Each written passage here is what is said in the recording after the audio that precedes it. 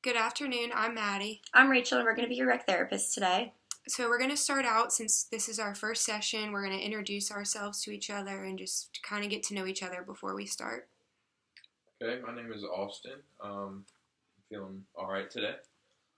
Nice to meet you, Austin.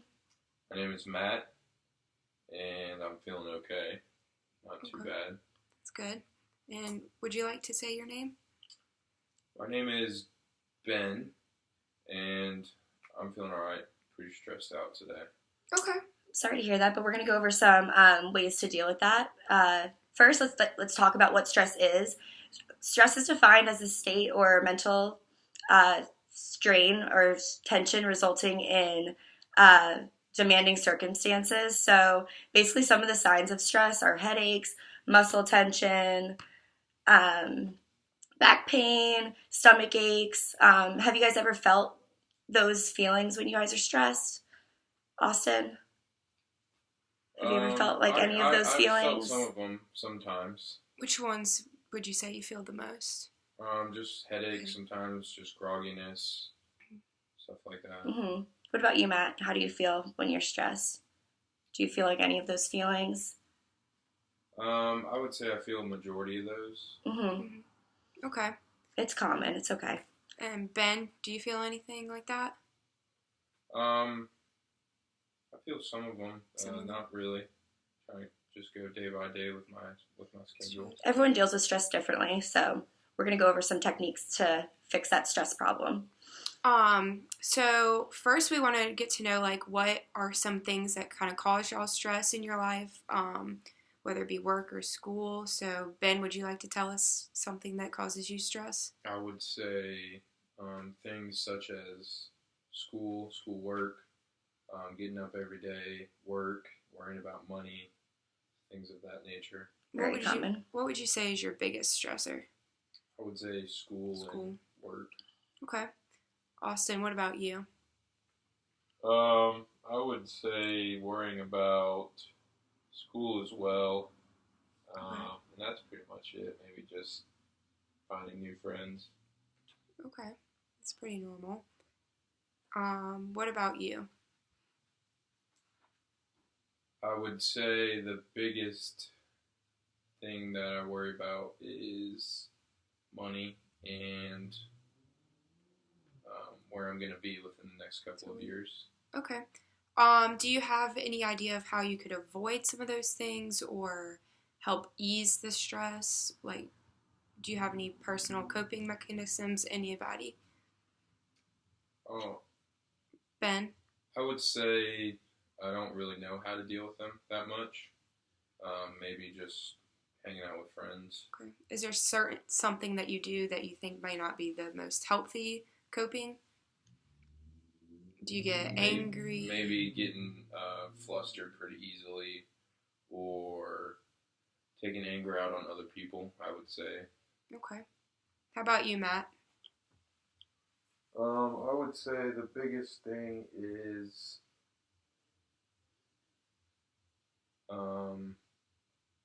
maybe going to work out, getting active, try and relieve that stress. Okay. It's very healthy. Those are really good coping mechanisms. And what about you, Austin? I would say my best thing that I do is go out, play golf, and try and just get out more. Okay. I would like to know some more things to kind of deal with stress a little bit easier.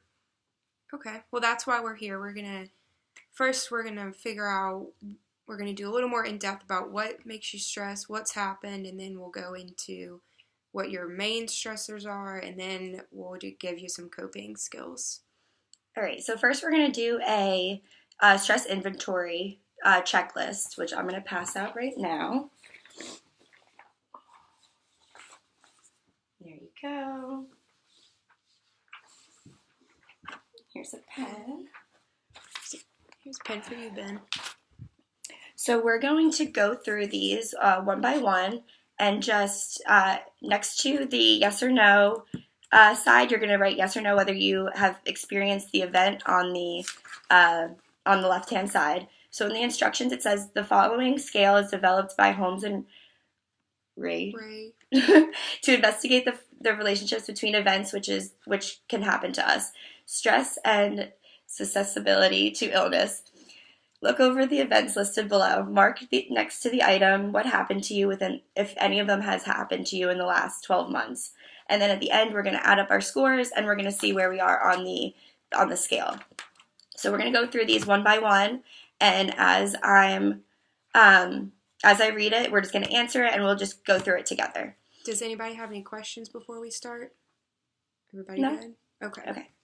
So for the first one, death of a spouse. So you're going to answer yes or no and then give your score. So where it says points, that's how many scores that's the score that you would get. So just mark off yes or no and then we can go on. Okay. Has anybody been through a divorce? Okay. Marital separation? Okay. Death of a close family member? Personal injury or illness? Marriage? Marital conciliation? Change in health in family member? Pregnancy? Gain of a new family member? Job change? Change in financial status? Death of a close friend? Increase in arguments with a significant other? Mortgage or loan of major purchase, whether it's like a home or a car? Foreclosure of mortgage or loan? Change in responsibilities in your job? Son or daughter leaving home? Trouble with in-laws? Outstanding personal achievement? Spouse beginning stops work outside of the home? Revision of personal habits? Trouble with boss? Change in work hours or conditions? And that can be good or bad. Change in residence? Change in sleeping habits, whether you're sleeping more or too much, or not enough. Change in eating habits, whether you're not eating enough or whether you're eating too much. Whether you've been on a vacation within the last 12 months. Whether you celebrated Christmas this year. And any major violations of the law. Does anybody have any questions about any of those events that we just listed? Or is everyone okay? Good? All right. So now we're just going to add up our points. So if you guys just want to take a second and just add up your points, if you guys need a calculator. There you go. And then here you go. And then you guys can just share that one. All right. If you guys have any questions, just let us know. And if it did happen multiple times, you can account for that too. Like double the score? Yes.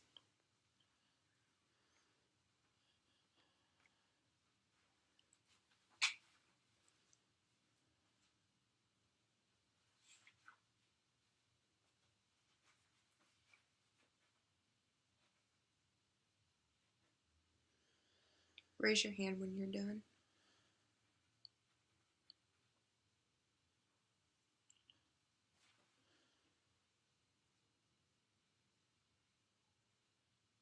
Okay, is everybody finished? All right. So if your score is 150 points or less, that means your stress level is relatively a low amount and life change, and your stress induced health is broken down. If you score between 150, bless you, through 300, it implies that 50% of your major health is broken down into the next 2 years, and then 300 plus is 80% chance of a health breakdown within the next 2 years. So basically that just means that you are either going to be 150 points or less, you have like a mild or okay stress level. 150 through 300 is a moderate, and then 300 plus is pretty extreme stress. So it would be understandable why you would be stressed. Yeah. So we're not going to go around and say what our scores are, but just keep that in the back of your mind. I don't want anybody to feel uncomfortable. If you want to share, we can.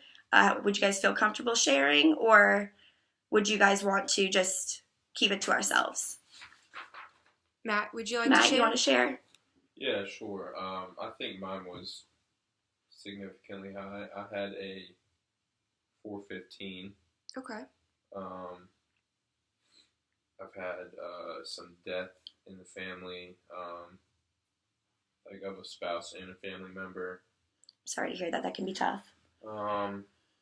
Arguments with a significant other, just stress at the workplace, and really haven't had any vacations lately. So, So you've been dealing with a lot lately, and that's pretty normal. What we're gonna do here is try and get that down a little bit, teach you ways to cope with it, so you aren't at risk for some of the health problems that can arise from it.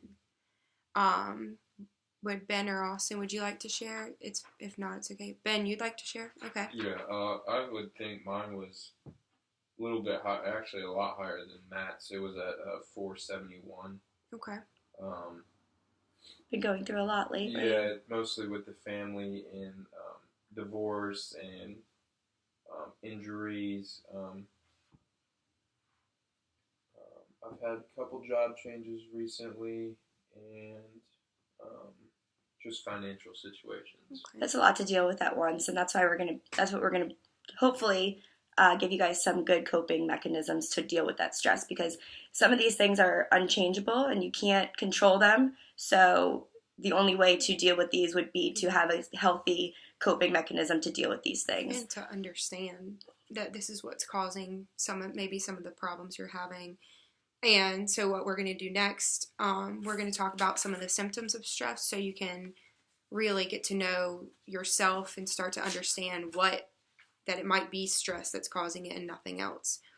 So there are 3 basic branches of symptoms of stress. There's physical, emotional, and behavioral.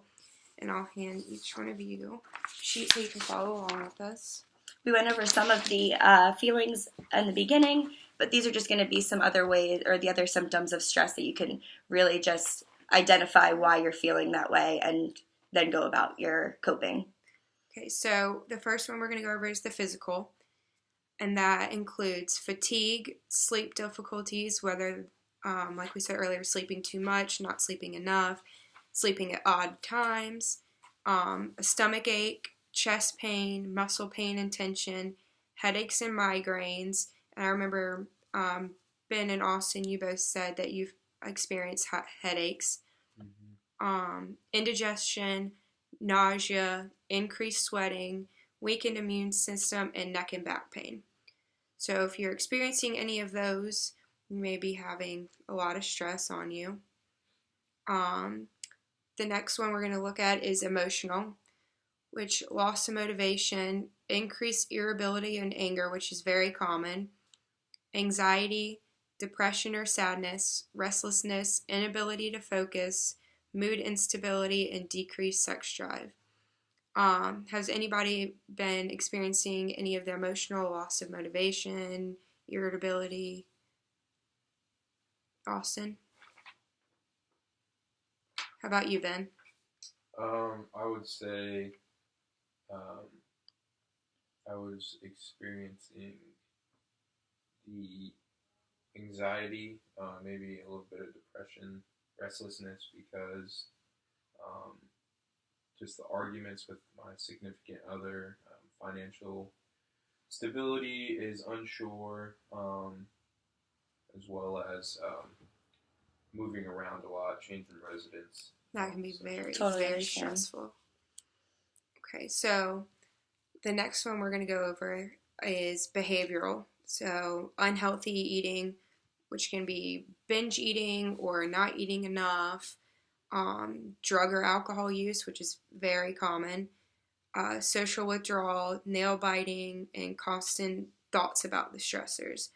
Does anybody experience any of those? I know that when I'm stressed, I constantly think about what is causing my stress. Does anybody else relate to that? I have a very bad habit of biting my nails when I'm stressed, so that's something that I am actually still working on, but it's okay. We're gonna get through it. Austin, did you want to Did say you want to something? share? Yeah, I would say a lot of overeating due to um, job change and um, maybe some troubles with my boss at work. Okay. I understand that. And so what we're going to do next is kind of talk about our stressors more in depth, what we would see, and then it's an action plan of what we could do, and then we'll get into just some coping, and then we'll get y'all out of here. So with this worksheet, we're gonna identify what stresses are in our lives. So we're gonna pick 6 of the top stressors that we have. Then we're going to prioritize those from 1 being the most stressful and 6 being the least stressful. And then we're going to go over what we can do to reduce, eliminate, or cope with these stressors. And then we're going to list what our significant other or friends can do to help us reduce the stress. So I'm going to pass out these worksheets. Does everybody have a pen? Yes? Okay. And these are just something that we can look back on in the future when we are feeling stressed. And if we are being stressed about, for example, my number one stressor is school. And that's something that I have been struggling with for a while.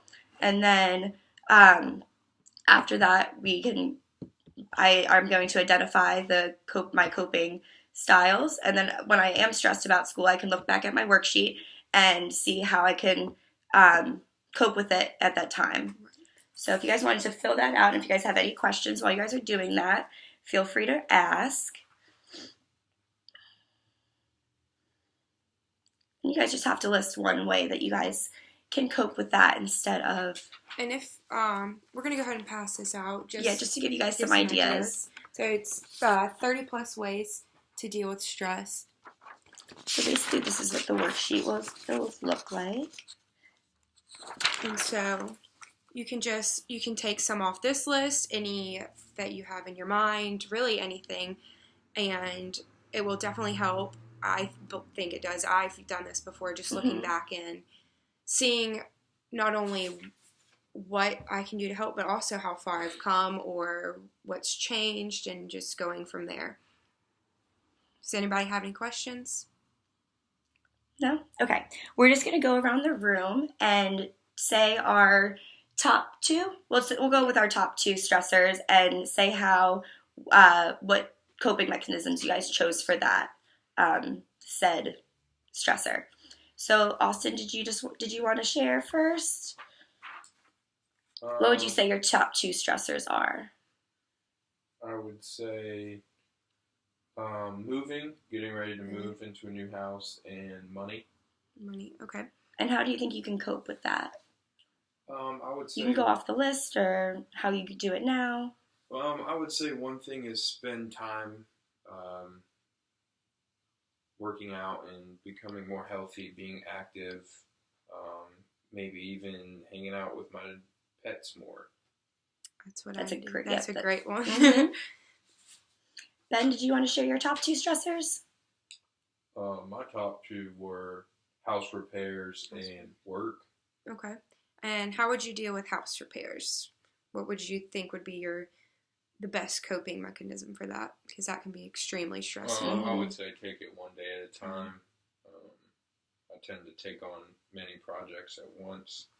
With work, just maybe talk to someone at work, try and get someone to listen to what I have to think and what I have to say. Okay, that's a really good idea. I think that would definitely help. And Matt, did you want to share? I would say family and relationship were my top 2. Okay, what do you think would be the best coping for that, the healthiest? Definitely with family. If I don't feel like if I want to talk to them, maybe listen to music, kind of just maybe walk around outside, get a little bit of exercise. Getting outside is a great way to cope with anything. Getting outside is a great thing. With the relationship, I think just being more open, talking more, expressing how we both feel. Right. Okay. Well, those are all very good, and we would like y'all to take all of these home with you, and we're going to challenge you to write down some of these coping mechanisms on a sheet of paper, fold it up, and put it in a jar. And then the next time you become really stressed or just can't handle it, we're going to challenge you to take one out and read it, and then try and see if that works for you. And if it does, then you can add that to your list of things to help you with. Sometimes the hardest part of dealing with a stressor can be really just finding a way to de-stress. So finding that coping that works for you is best, but sometimes you just can't figure that out. So this is a way to really find out what will help you in that situation. So let's just go around the room and say, what do you think some of the techniques that we learned about today can be used in the future? Ben, what did you learn today from our intervention? I would say that since I have my biggest stressors are work, maybe getting out, being more active, expressing how I truly feel, communication. I would say, and even disconnecting from technology would really help. Yeah. And this would be a good time for you to take a small vacation and just get off and relax and try and de-stress from it. Austin, would you like to share what you learned today? I would say the biggest thing that I learned today is that, like Ben said, to communicate a lot and just to give back to yourself. You need to be healthy. You need to watch out for your health because I think in the long run it will affect your health. It definitely will. Okay. And last but not least, would you like to share? I would say the biggest thing is to maybe take a vacation, kind of step back from the stressors and take a break from them if I'm able to, and just to realize that there's always better ways to handle stress. Right. And what do you think from going forward, what would be your number one healthy coping skill to replace maybe a unhealthy? Yeah. I would say to replace my nail biting, I could chew a piece of gum. That's perfect. Yeah, that's a good idea. Nice. What about you, Ben? What would you do? I would say instead of getting angry, maybe some meditation. That's very good. That would definitely help. Have you ever tried to do any kind of meditation before? I have not. Well, that would be a great opportunity for you to try something, and maybe that would really help with your stresses that's going on in your life right now. And afterwards, you can come talk to us. We have a whole toolbox full of meditation. We can help you with that if that's something you're interested in. And Austin, what was one thing that you can change from unhealthy to healthy? I would say that instead of kind of holding it into myself, maybe telling some jokes to my friends, talking with my friends instead of trying to hold it all in. Okay. I think that's a very good idea. And I think from going forward, I think you have some coping mechanisms that you can work with, and hopefully this will help you. Getting to know about you guys today was awesome, and I hope to see you guys in the future, and we will continue to work on our stress problems and how we can cope with it. Thank you so much. Have a good day.